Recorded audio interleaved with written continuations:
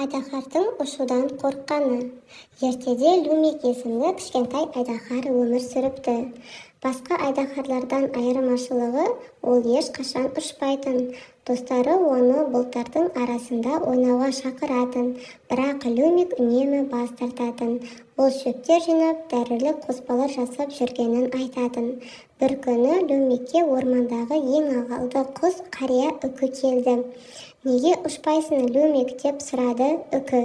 «Ұшу қорқынышты», деді айдаһар. «Егер құлап кетсем ше?» Үкі жай ғана күліп қойды. «Бірақ сен айдаһарсың ғой, сенің қанаттарың ұшу үшін жаралған, табиғи нәрседен қорықпа». Люмик үкінің сөзін ойға алды. Келесі күні барлық айдаһарлар ұшуға шыққанда, ол да шешім қабылдады. Алғашында қатты қорықты, бірақ қанаттары желге тиген сәтте өзін еркін сезінді. Ол орманның үстімен ұшып өтті. Жерде достарының оған қол бұлғап жатқанын көрді. Люмик түсінді, қорқыныш тек оның ойында болған. Сол күннен бастап ол күн сайын ұшатын болды.